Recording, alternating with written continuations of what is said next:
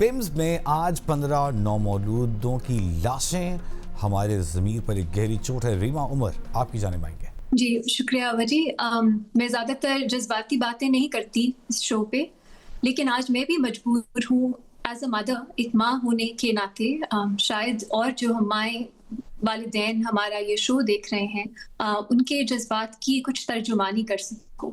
क्योंकि जब एक बच्चा पैदा होता है, एक माँ के लिए उसको वार्ड भेजना वो एक बहुत ऐसा ट्रस्ट दिखाता है, क्योंकि आप बच्चे को अपने से दूर नहीं करना चाहते। ये एक ऐसी ड्यूटी ऑफ केयर अस्पताल की होती है कि आप माँ से उसका बच्चा ले रहे हैं उसकी हिफाजत के लिए। और ये जो वार्ड्स होते हैं, ये इसमें अगर गफलत हो कोई, उसकी कोई एक्सक्यूज नहीं है, क्योंकि आप एक फंडामेंटल ड्यूटी ऑफ केयर जो माँ और बच्चे को का फर्ज बनता है आपको देना, उस पे आप नेग्लिजेंट हैं। तो मैं ये कहूंगी कि इससे बड़ा दिल दहला देने वाला सानेहा मैं एज अ मदर तस्वुर भी नहीं कर सकती।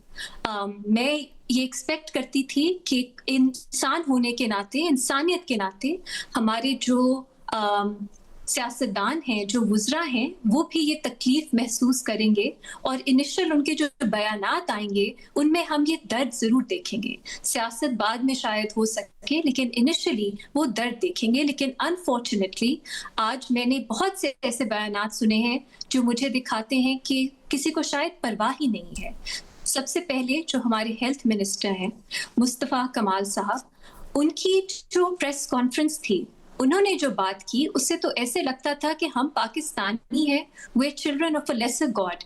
हम ये कैसे एक्सपेक्ट कर सकते हैं कि यहाँ पे हमें बेसिक डिग्निटी मिलेगी अस्पताल में, या हमारी जान जो है उसकी कोई कीमत है, उसकी कोई वैल्यू है। उन्होंने ऐसी बात की कि पूरा मुल्क है, उसका निज़ाम आप देखें जिस तरह का है, हम क्या पिम्स को क्या मिसाल कैसे बना सकते हैं? जैसा पूरा मुल्क चल रहा है वैसे ही अस्पताल भी चलेगा। मुझे ये सुन के मतलब पहले यूजुअली मैं ऐसा सोचती हूँ कि इमीडिएटली आपको इस्तीफा नहीं मांगना चाहिए, इंक्वायरी होनी चाहिए, पूरे हकायक सामने आने चाहिए, फिर इस्तीफों की बात कर सकते हैं अगर उसकी जरूरत पड़े। लेकिन उनका ये बयान सुन के मेरा सवाल है, क्या इस तरह का शख्स जो इस तरह की बात करता है, पाकिस्तान में जो न्यू बॉर्न बच्चे हैं, इन्फेंट्स हैं, उनकी जान के बारे में इस बेहिसी का मुजाहिरा करता है, क्या उस शख्स को फेडरल हेल्थ मिनिस्टर होना भी चाहिए या नहीं? क्या ऐसे शख्स पे ये जिम्मेदारी भी होनी चाहिए कि नहीं कि वो हमारे जो गवर्नमेंट हॉस्पिटल्स हैं उनको सही तरह रिस्पॉन्सिबली देखे कि वो किस तरह चल रहे हैं? ये मेरा सवाल है और ये मैं बहुत रिस्पॉन्सिबली बात कर रही हूँ, क्योंकि अक्सर मैं इस पोजीशन पे होती हूँ कि आपको इमीडिएटली इस्तीफा नहीं मांगना चाहिए। दूसरा, आपने इनिशियली सवाल किया क्या ये हादसा है या ये मुजरिमाना। अच्छा सॉरी रीमा, हम एक मिनट के लिए आपको रोकेंगे, सिर्फ एक करेक्शन करनी है। 15 बच्चे वार्ड में मौजूद थे, एक की जान बचा ली गई, तो 14 बच्चे हैं। मजमूई तौर पर 14 हो, 13 हो, 1 हो, इस सानेहे की तकलीफ को कम नहीं कर सकता। 14 ही पढ़ा था। मैं ये कहूंगी, आपने सवाल पूछा कि ये मुजरिमाना गफलत है या हादसा है। जो इनिशियल रिपोर्ट सामने आई है हमारे नाजरीन के लिए एक दफा फिर से मैं बताना चाहती हूँ कि उस रिपोर्ट में क्या फाइंडिंग्स हैं।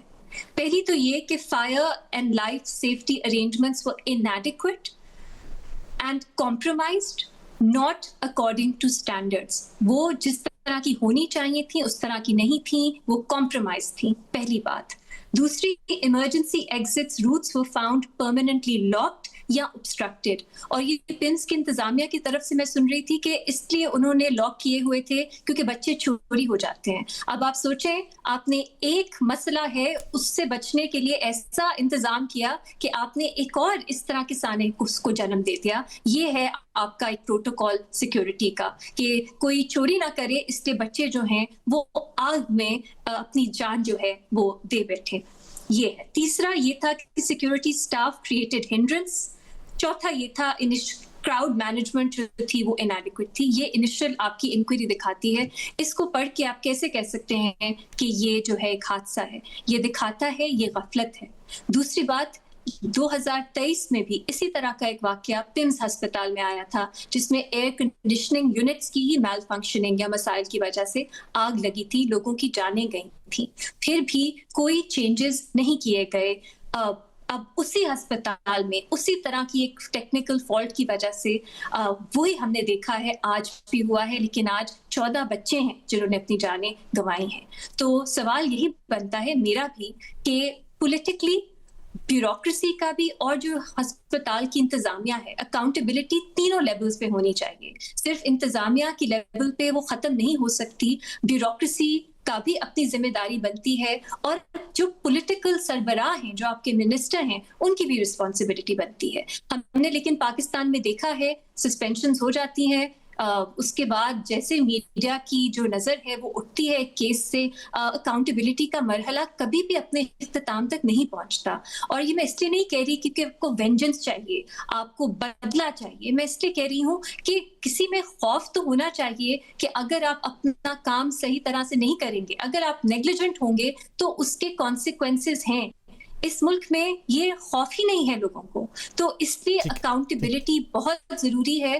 ایسا نہ ہو کہ جیسے یہ میڈیا سے کیس اترے، کوئی اور خبر اس کی جگہ لے لے تو ہم دیکھیں وہی ہو، کوئی اکاؤنٹیبلٹی نہ ہو. تو میں بھی یہی بات کروں گی کہ اکاؤنٹیبلٹی اسینشل ہے، چاہے وہ استعفوں کی شکل میں کیوں نہ ہو، چاہے وہ لوگوں کو نکالا کیوں نہ جائے، سسپینڈ کیوں نہ کیا جائے، یہ بہت اہم ہے. اس کے علاوہ باقی سب بات کر چکے ہیں کہ کس طرح ایک پورے ریفارم کی ضرورت ہے ہمارے ہسپتالوں میں، کہ بیسک سیفٹی پروٹوکالز ہی موجود نہیں ہیں.